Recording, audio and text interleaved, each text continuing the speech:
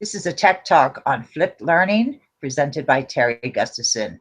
Welcome to our last tech talk for the year 2015. I hope you enjoy it. I'll be going back and forth to see if there are anybody that has any questions or comments. And here we go.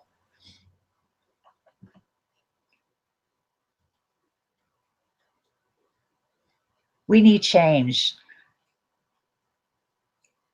I don't know if any of you have seen this. Change is inevitable. We are no longer the knights who say.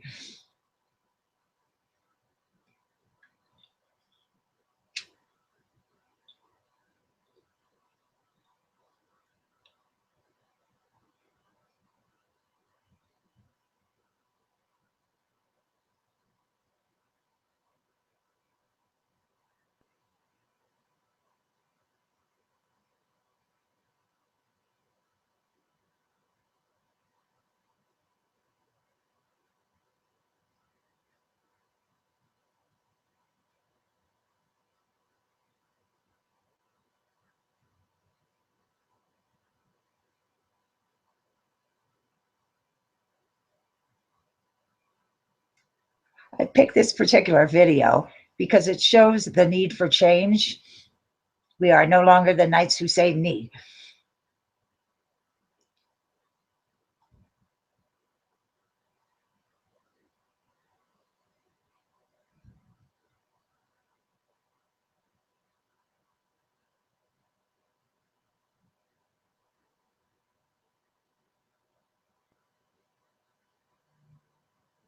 So many of us are afraid to change. Change is inevitable, especially when we start talking about 21st century skills. We have very new 21st century skills. In order to find jobs and skills, we have to keep up with these. What is 21st century education?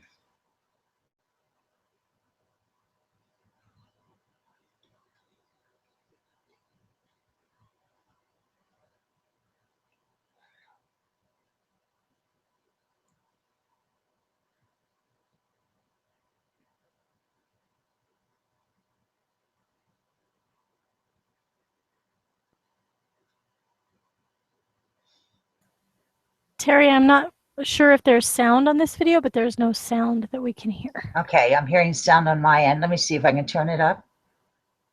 Okay, so we'll move on. There's just music in this video. So what it tries to explain is the exponential growth of a technology and how we have to keep up with it. In order to fill jobs in 2016, we need more technology.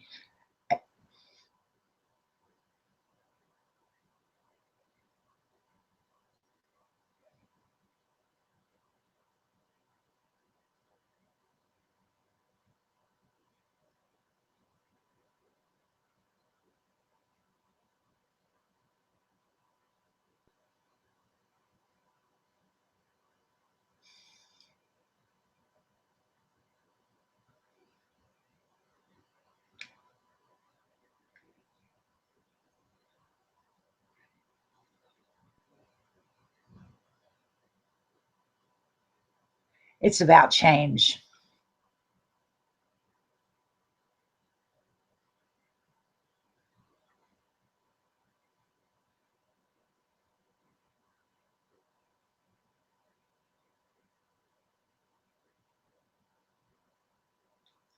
We aren't the teachers that used to be. We have to reinvent education in order to keep up with the times. So I kind of wanted to see what everybody knew about flipped learning. You hear this term a lot. I have a little quiz here for you when it comes to flipped learning. Are you ready? Set, go. Is this what flipped learning looks like?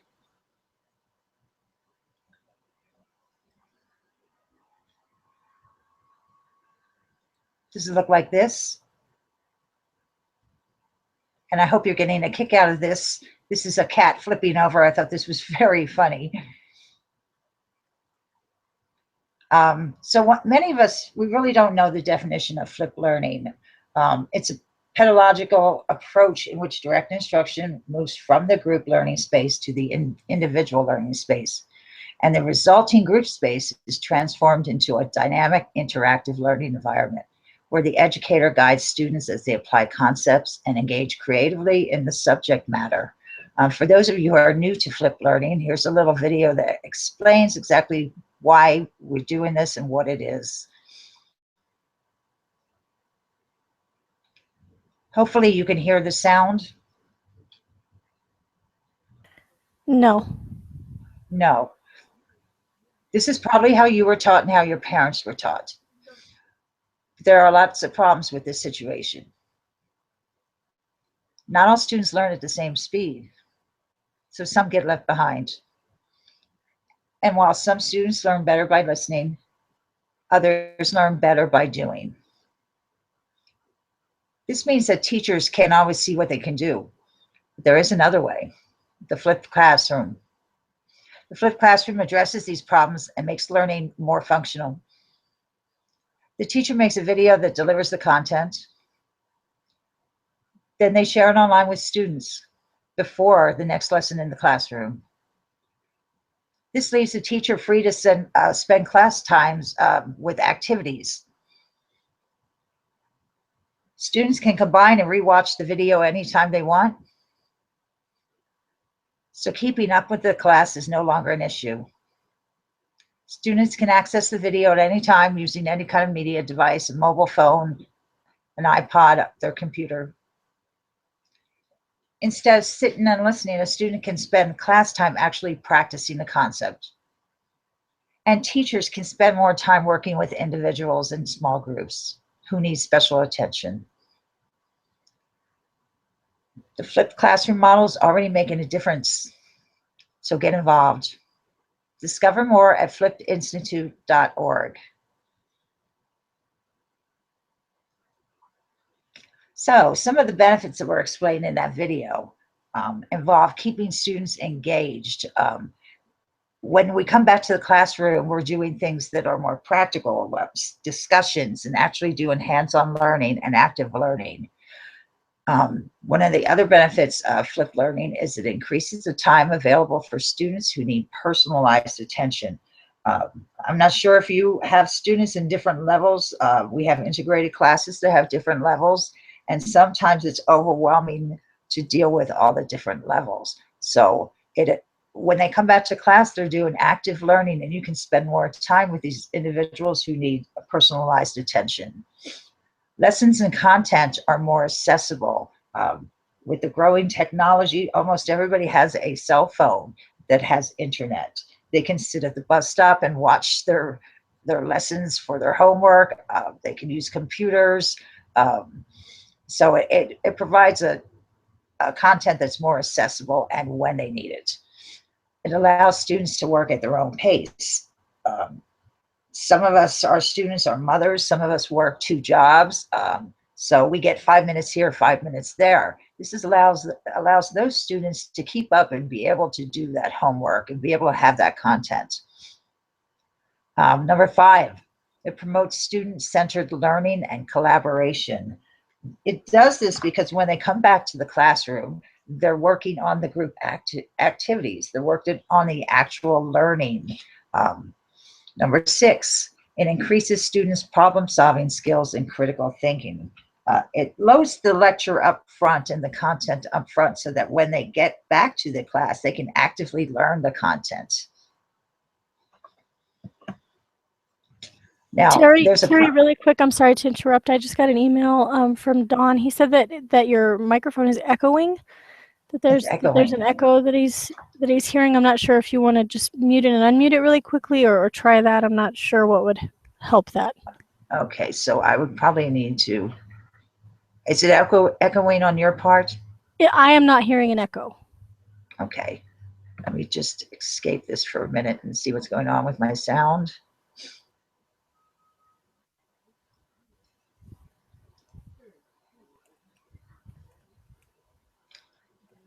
I am not sure whether to put this up higher or lower. I am not either. because is anybody else out there who would like to email and tell me if they're getting an echo? You can email me at jamie@abqged.org. That's a real shame because this one has a lot of sound in it, and I'm hoping that the sound will be working. As usual, we have these things that happen with our tech talks. If there doesn't happen to be sound with the video, I'm going to do my best to try to just repeat what they're saying.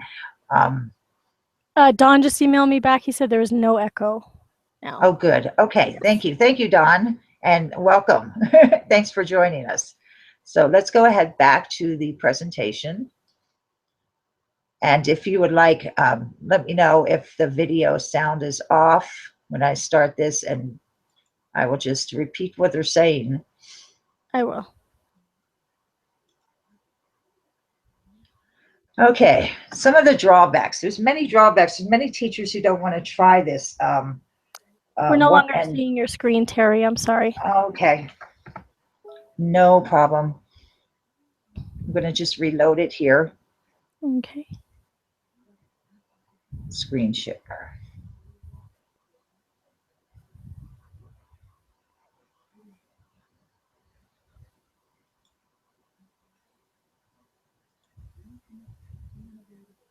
Okay, you're seeing yes my Google right now? Yes. Okay, let's go back here. Are you seeing my screen right now? Yes. Okay, let's get to where we were then. And we were talking about drawbacks. I'm going to view and present now. Can you see the screen? Yes. Oh, excellent. Okay, so overcoming some of these hurdles like the ones we just had, having plan two. Okay, so we're talking about drawbacks and overcoming some of the hurdles that might happen when we do flipped learning. Number one of the problems is it might cause a digital divide. Your students need to have access to a computer and internet, and we live in a very poor state, so some of us don't have students that may have access to the computer and internet. So this is one of the hugest problems we have when it comes to flipped learning. There's actually no way to guarantee that the students will oblige or cooperate with the flipped model. We might assign all kinds of things, for them to do and for homework, but we can't guarantee that they're actually going to do it while they're at home. So it makes the class time look very difficult if they haven't uploaded that homework from before. So there's significant work on behalf of the teachers when it comes to uploading that front end discussions and lectures and recordings. It takes a lot of free spare time for me to even do this. It's a lot of searching around. It's a lot of learning how to use some of the apps that we record from, how to present the videos, and finding the videos. Not everyone might be as adept at learning through a computer. For example, myself, I'm not that great and I'm not that tech savvy. So you have to find things that are pretty simple to use that a novice can use.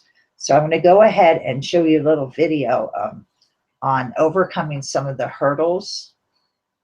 And let me know if you can't hear this, and I will recap access, how to watch, safeguards, perfection. Well, perfection is almost impossible, and how to start small.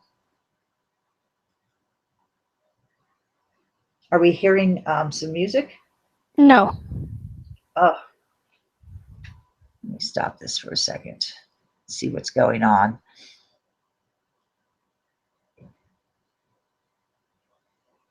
I'm going to look in my settings and make sure the sound is in there. Looks like there's no problem with that. Maybe if I made it bigger. Unmute. This might help. Unmuting. No sound yet? No sound yet. Okay, some tips to overcome some hurdles and bundles. Make sure your students can access the content. We know not all students will have access. Get some flash drives, check them out to students. They can watch it on there. Upload it onto a CD. Get a class set of digital devices. Sometimes you can check out iPads. Teach your students how to watch a video. Show them the procedures and the process in watching it. There's times that maybe we need to stop and think and maybe discuss a question. Teach them how to interact with the video content in a meaningful way. Ways to reflect and think through. So sometimes it'll take almost up to 3 weeks to introduce how to watch the videos, how to stop, when to stop the video, when to think about what they're doing. Keep in mind that the length of the video does matter. 1 to 1.5 minutes per grade level. So if they're a 4th grade student, you want to talk maybe 4 to 6 minutes max. As far as videos for a 10th grader, 10 to 15 minutes maximum. So look for shorter videos. Another question to ask is, what do I do if a student shows up who hasn't seen the content? To be realistic, there are students that are going to show up that haven't listened to the video. It's not that different from a regular classroom. There's ways you can safeguard and build in some steps to keep them engaged or to have them maybe look at it more often. Maybe see if they maybe assign some notes, have them write some notes and then bring them back to class to prove that they looked at the content. You can post questions in the video. You can insert them in the video and they can have to answer them before they go on to the next video. So there's ways that you can check their work. Ultimately, you have to hold kids accountable. You're going to take that time if they aren't watching the video and they have to do it in class. Many teachers get intimidated by this idea. It's a lot of work, but really you don't need a super studio to do this. There's a few techniques that you can follow to improve your quality of content. Have a nice quiet area to work, set up your device, have a calm environment when you're doing that. Do I need to be perfect? You might want to ask yourself that. You don't have to be perfect. I mean, things go wrong. How many of your actual live lessons in a classroom really go the way you want them to? We teach to our students in a way that's meaningful. So nobody is perfect. If you make mistakes, it makes them feel like they're allowed to make mistakes. One of the beauties of the flipped classes is very scalable. You can start very small. You can flip one lesson. You can flip a whole course if you'd like. The recommendation I'd like to make is maybe to start small. Maybe just start with one little video for one content. How do we do this? Where do we start? We start with something that they're maybe struggling with. Is there a topic that they're struggling with? Many of us know what topics are hard to teach. For example, fractions is hard to teach for me. That's where you want to do your flipping. So to recap, make sure they all have access to content, introduce them how to watch the video, and implement some safeguards to make sure they're all watching videos. Don't feel the need to make your videos or webinar perfect. Start small. Bring a video into class, something you can show to all the class. So you can find out more information on the Flipped Learning Network. And we're going to go back now to these slides. And I really wish that this had sound because there's a lot of video that will need the sound. So I'm thinking of a way to maybe figure out what sound I should have. This was another video. I'm actually going to go back up to this. And these are one of the problems when we do start flipping our classroom is that things might not work, such as sound. If I'm getting no sound out of this one, I might just flip over to the YouTube instead. This is what learning should look like when you flip it, actually. And this was a very good YouTube about a science teacher who flipped his class. And you can see in the video how engaged he is. Are we hearing any sound? No. Okay, so what I'm going to do, I'm actually going to stop this. And I'm going to see if the sound works when I actually go to the YouTube page for this. So if you want to just hang in there for a second.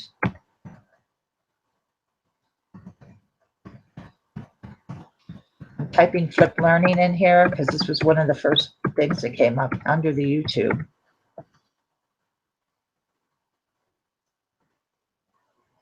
Here we go. So hopefully we're going to get some sound if I just go directly to the YouTube. Can you hear anything? No. Jamie, you're not hearing anything? That is so strange. Okay, so stop. Well, I am not sure what's going on as far as that goes because I'm actually in the YouTube things. I'm going to go back to my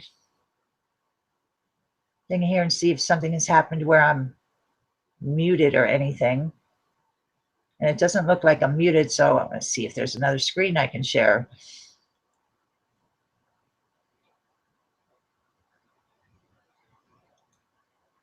Okay, so I'm going to share another screen to see if that has sound.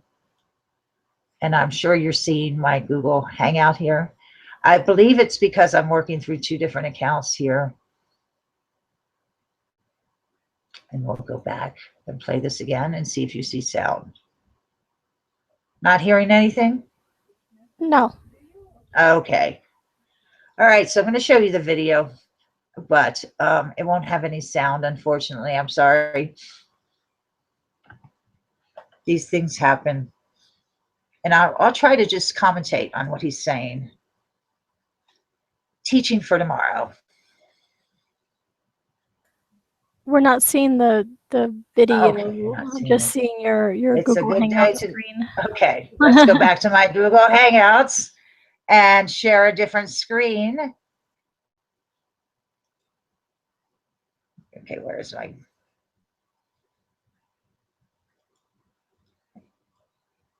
I've got sound on this end. It's driving me a little nuts. Let me stop my sound. I actually don't hear the sound other than your microphone.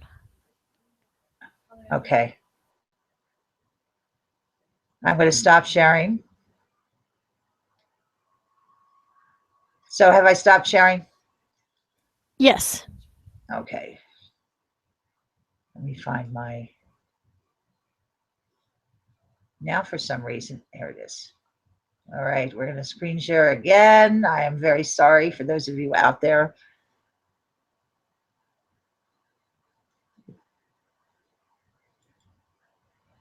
Are we seeing my video now?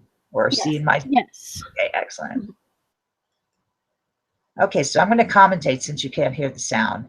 This is Teaching for Tomorrow. This is a teacher who teaches science who has flipped his entire course. He comes from Woodland Park High School. He's taking what's traditionally been given a lecture and has shifted it out of the class time, trying to use that time more wisely as far as while you're in classroom. The way he started doing it was he started recording his lessons live for the people who were missing his class. Then he would post them online and they could access them when they wanted to. Could be on the bus, could be waiting in line. Students watched them before they came to class. The class time was where you got into some more higher order thinking. So what happens is your class time is not used for the direct instruction. So this is one of the students explaining that there's a site that they go to and how they watch it. They wish more people would do the flipped classroom model, his students. It works for every level of learner. So when a student is a fast learner, they can go through the material as quickly as they want. For students who struggle, he's able to spend more time on those students and give them more attention. They can stop and rewind videos. They can watch it a couple times if they're not getting it. The class then looks a little chaotic because he's doing his active learning in the class, as you can see.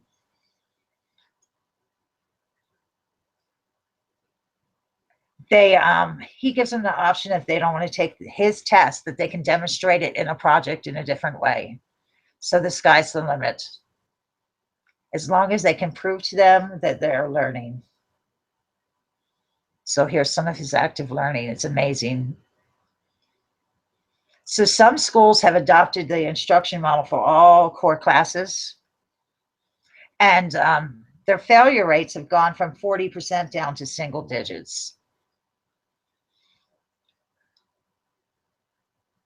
One of the concerns we have as educators is that we're not preparing our students for the jobs out there. So this is a tool that teachers can leverage to help students think and access information when they need it.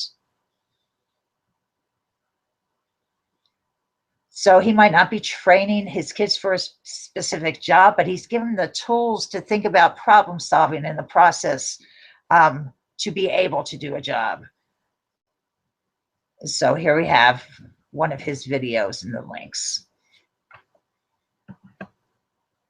I hope that you're understanding what he's saying. Basically, it is a lot of pictures, so I figured it shows, it doesn't just tell.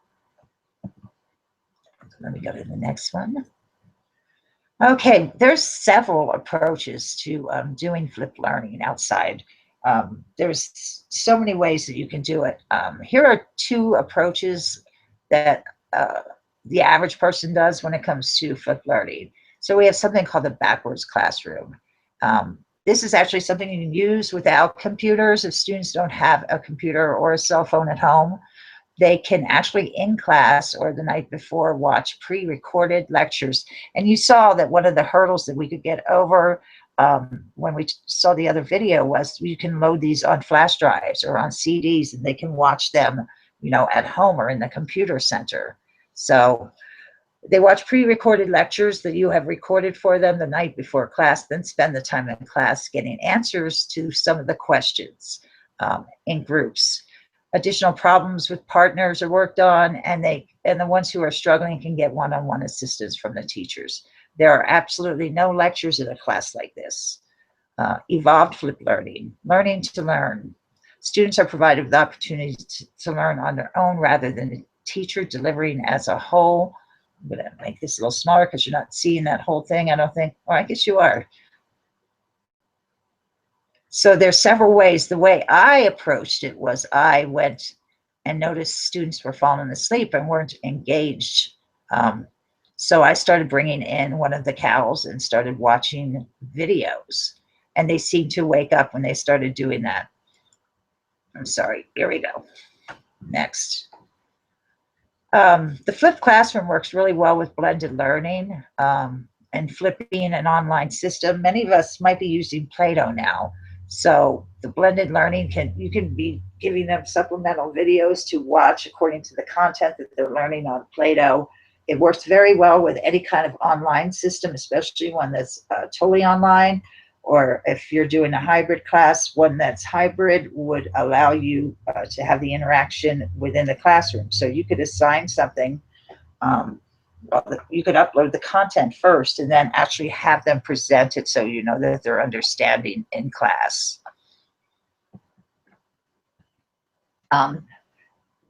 Another reason why blended learning works well with flipping is that an online learning present makes flipped learning considerably richer and more engaging and meaningful for students. Introduce or supplement some of your online content or organized content with video presentations.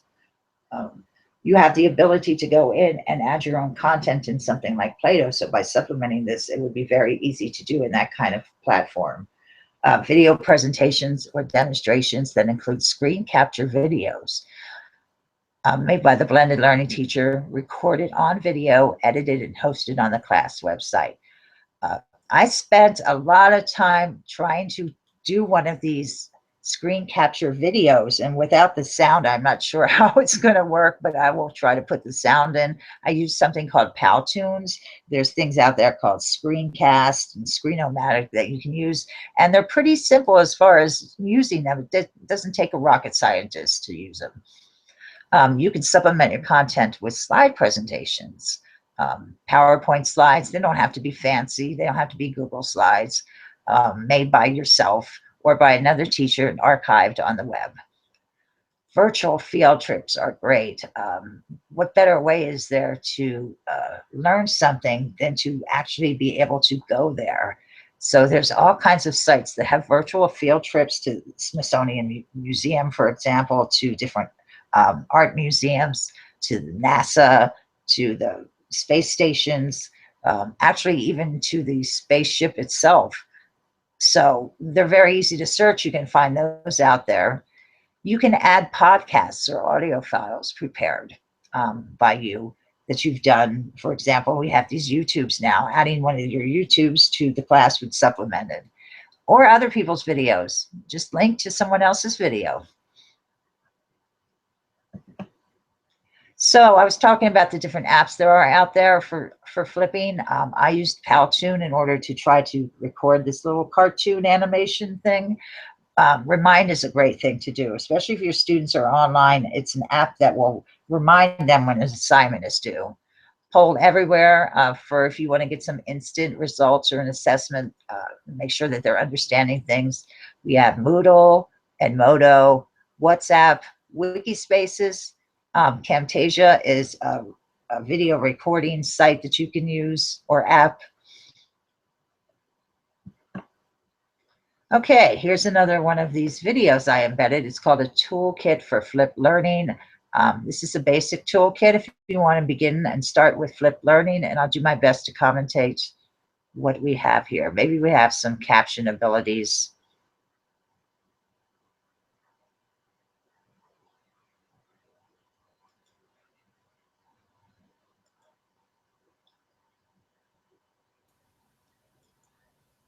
Yeah, still no sound.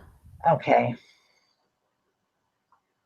I'm going to stop this just for a minute to see if I can maybe get some subtitles on here.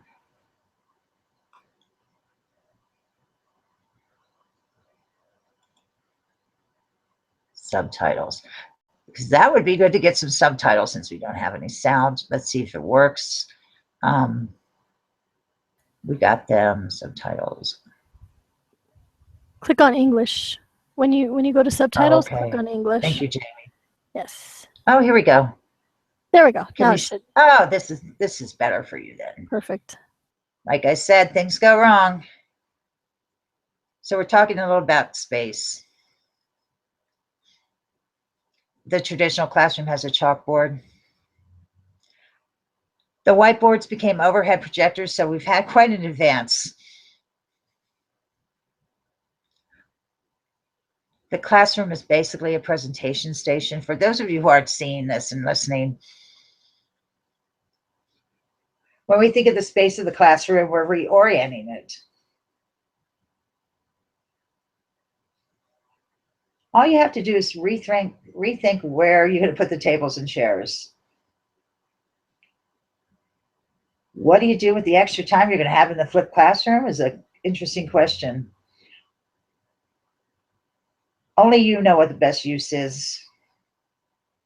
Just think about ways you can get your students engaged in the higher order thinking of Bloom's taxonomy. As you can see, it starts with creating, evaluating, applying, all within the context of what they've learned already in class. The expert is you. Project-based learning, we've already done some of that before we started flipping. Inquiry learning, project-based active learning. It works very well in a flipped learning classroom. Your role changes a little in that you transition into a facilitator.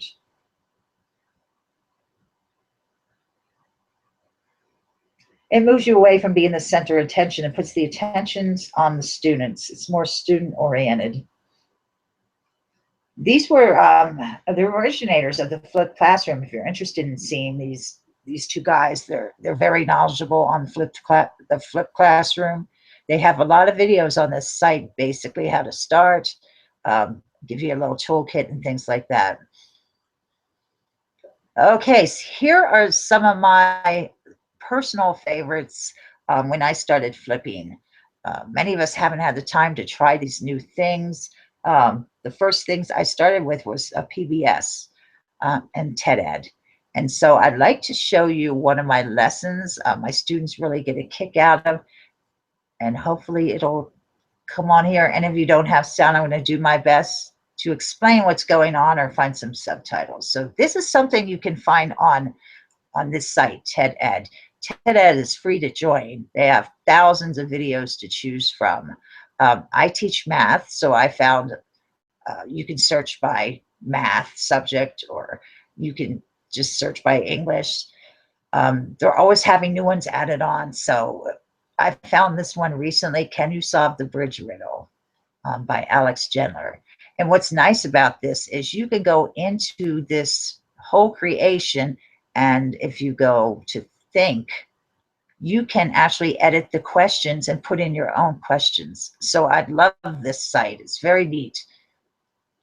You go to watch the video. You can go to think to change the questions. They have some standard questions there, but if you think they're over your student's head or under your student's head, you can change them. There's even a place to dig deeper where they have to research some of the information, and there's a place you can discuss, and it actually keeps count of how many students go and use it. So they are accountable when they use it.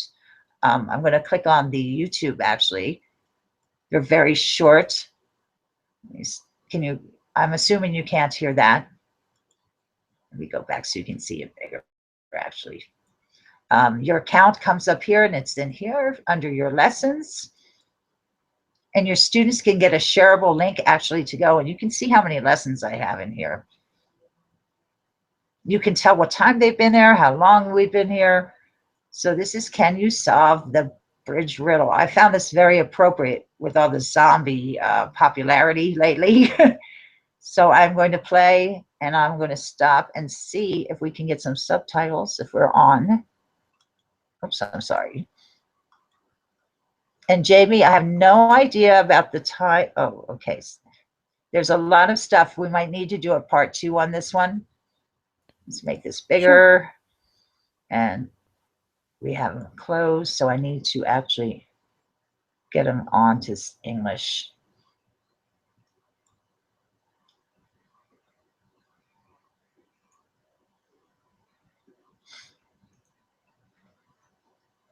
I don't know why I'm not seeing this. So here we go. Oh, that's not it. So I'm going to commentate if we can't get it on. Okay, we should be good.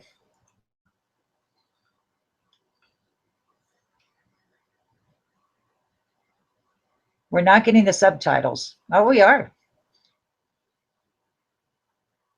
Taking that internship might not have been a best idea. Pulling the lever wasn't a very good idea either.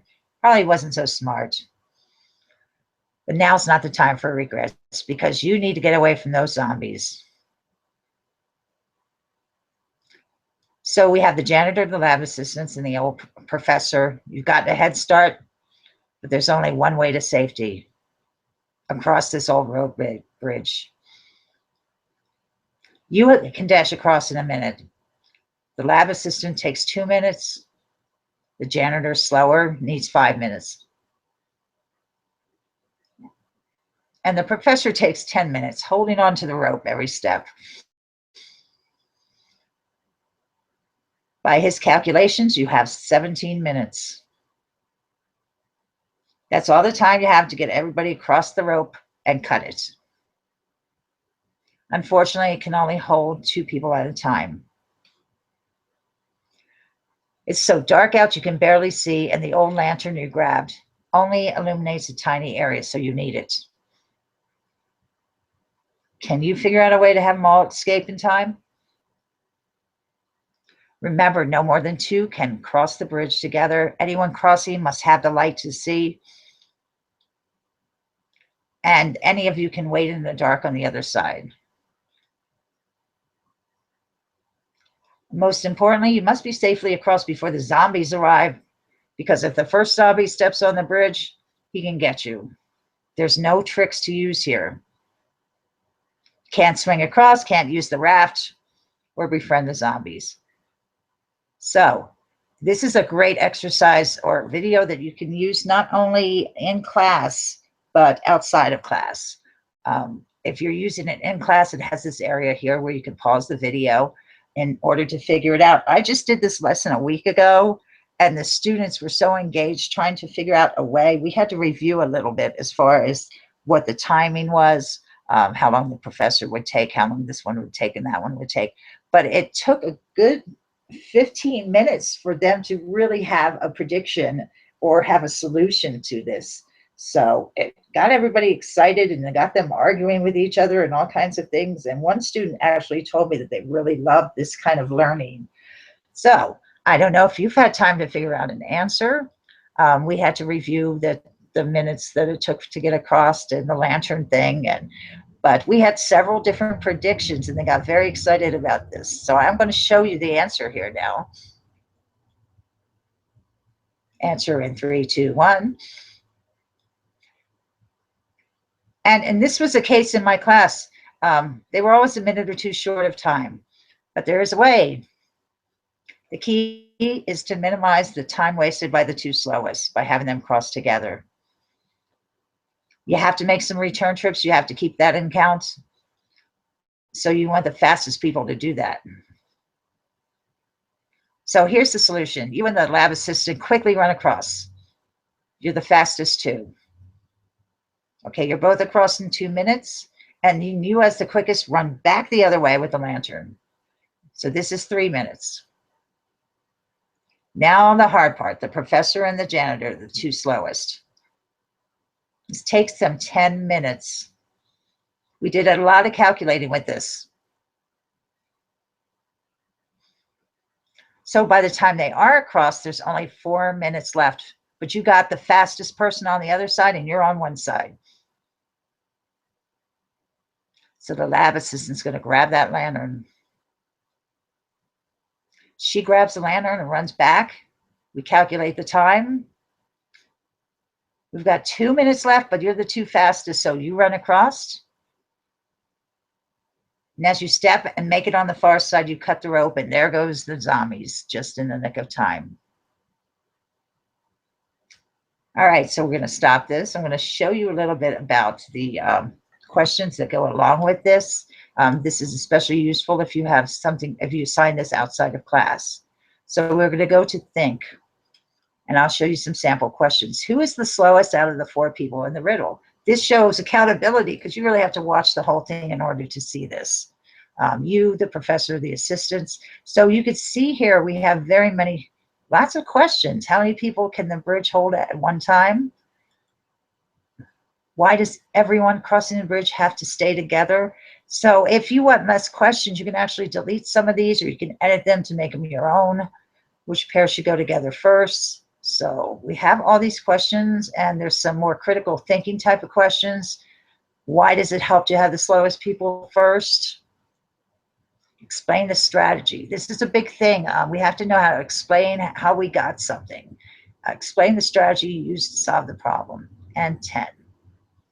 How was that problem solving strategy the creator used different than your own? So my students really seem to love this kind of learning, and I hope you enjoyed this. It's very easy to do, and you look like a professional tech person when you do this.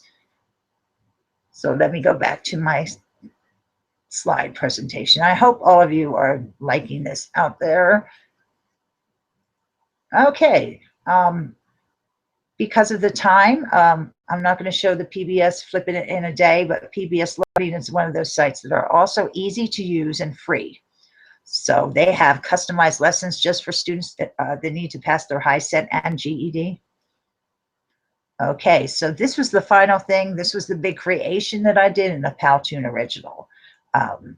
Those of you who would like to look at this outside of the webinar, I have shared it, so it should be a public thing. But this was my first Potoons, and I hope you enjoyed it. What was I thinking? When I started, what was I thinking? So this is in Potoon. It's free to join. You're limited as far as how many slides you get. So we're going to make this a little bigger, and this actually has sound, and since you're not hearing my sound, I'm going to play this. So this is me. So there's a little music in the background. Hello, my name is Terry Gustafson. Welcome to the webinar. It's brought to you by Potoon, a free ZE app that will put a POW into your presentation. It's a great way to pre-record all kinds of fun things. And whose crazy idea was this, Marge? So you can find characters, you can implement them into your slides, you can add music, and you do a voice over recording, and there you go. You look like a professional. So this was my Potoon. The only issue I had with this, if you do try this, is that it only allows you 5 slides unless you join the pro edition of this. So you're limited as far as what you have in this site. It's free to join. You can create from scratch, or you can make a customized, ready-made, or you can take their templates basically to make a customized, ready-to-learn or ready-made Powtoon. So I was going to show you around the little site. Create. I'm going to go to the customized ones because they were a lot easier to do.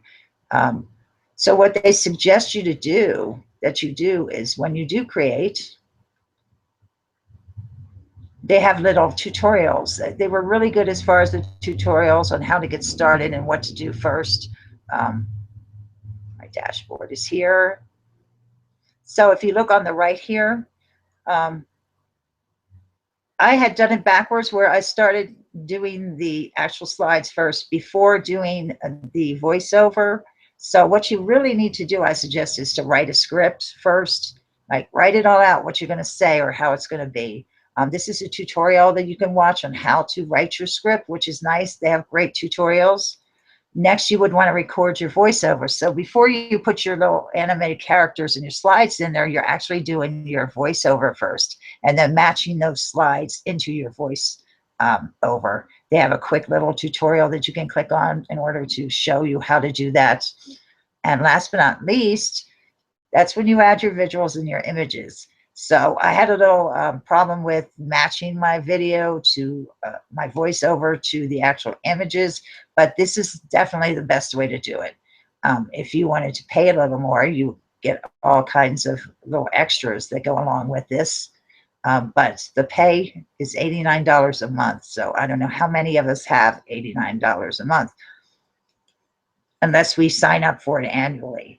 I have tried other things. I've tried the screencast, and that's free and that's easy to use. So I would recommend, either one of these. And that would do it, I think, for my slide presentation. So I'm going to flip back to stop sharing my screen and see if I can get some responses or if you have any questions. And Jamie, are you still with us? Yes, I am. Okay, so we are just seeing the screen now. I'm not seeing the screen, but... Oh, okay. Google Hangouts. So far, I've received no email questions. We have no email questions. Okay.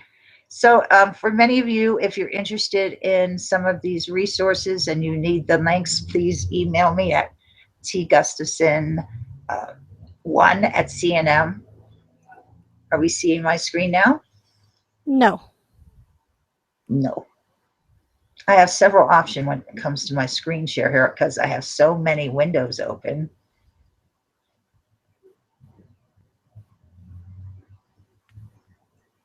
Or maybe I could just show you my screen and just...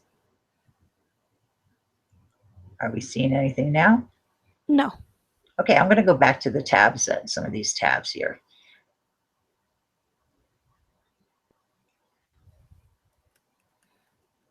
Okay, can you see this screen? Yes. This is PBS Learning Media. This was one of the first ones I mentioned, were my favorites. So since I'm not getting any questions and we don't have a lot of time left, let me show you what PBS has to offer. I had typed in results for GED math video and got a ton of stuff for the GED math. Now, they don't just do math. I seem to push math a lot. They also have all the other subjects you need, and these are aligned to the new GED, so they're getting the content that you need. As you can see, here's differentiation for reading and math. And we could go on and on and on, and there are tons. And I'm going to go down to the bottom and scroll down and show you how many pages of stuff there is. There is 85 pages of things you can look through just for this GED math. Also, when you sign up an account, it gives you a dashboard. And in that dashboard, you can add favorites. So you don't have to go searching around trying to find the videos that you like. They'll be right there in your favorites. You can get extra things as far as assignments, extra tools. So in my favorites, for example, I have a lot of video because that's how I started with this whole adding tech to my classroom. If we wanted to watch something or needed to, or students were struggling maybe on ratios and proportions, it's really easy to just grab one of these videos, and these can explain things in a lot more exciting way than I can explain things sometimes. They have lesson builders, quiz makers, storyboards, and puzzle builders. And you saw in the main menu that we can filter these very easily. Let me go back to where I was. And on the left-hand side, you can see how many ways we can filter this. We can filter it by grade, by subject, by resource type. And these videos you can actually embed into your flipped classroom. You don't have to just link to them. You can embed them in there. So you can click on any of these and your options will change. ESL students. We have tons of Spanish things in here. So this is a great resource for somebody who's teaching ESL or a second language.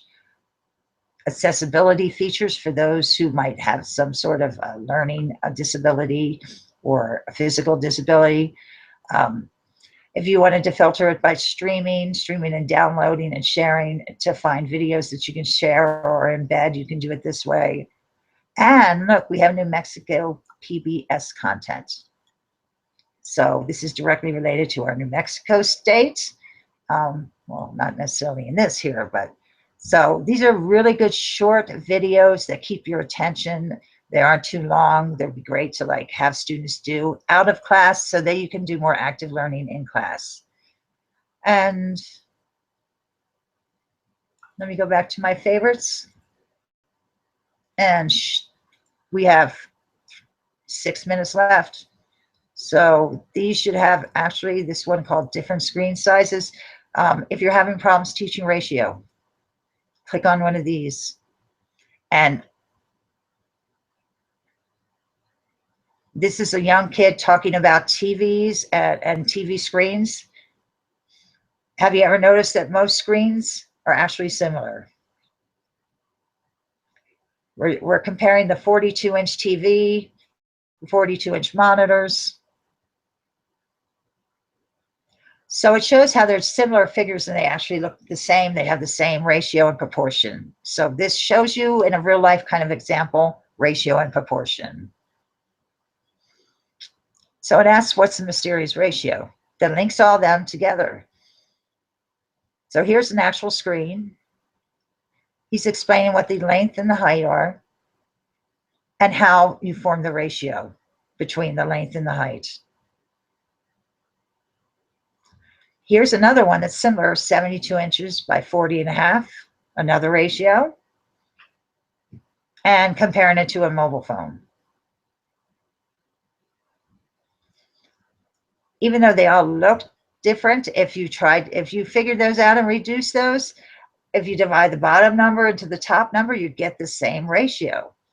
So very interesting how that applies in the real world. This is the ratio of all HD TVs, apparently. They don't have to be the same number to equal. They're different names for the same quantity. So then he shows another example of how to figure this out by popping points on a graph. So what happens if we change the ratio or we want to make that ratio different? So here he's talking about length and 2.33 length by 1. When we go and we click on menu, we can change the screen ratio. And many of us have this on our remotes if we have a high def TV. Okay, so I am going to stop showing you this now because I will have to get back to the screen. And I hope that you enjoyed this. I'm sorry about the sound. I'm going to give up my screen sharing, and I'm going to shut that sound off on my end anyway. And Jamie, are you still with us? Yes, I am. Okay, so I stopped sharing screen. Hopefully it didn't share on your end anymore, right? Correct, and I'm going to stop the broadcast now. Thank you all for attending. And Merry Holidays. Happy Hanukkah, Merry Christmas, Happy Winter Solstice. We'll see you next year. Yes.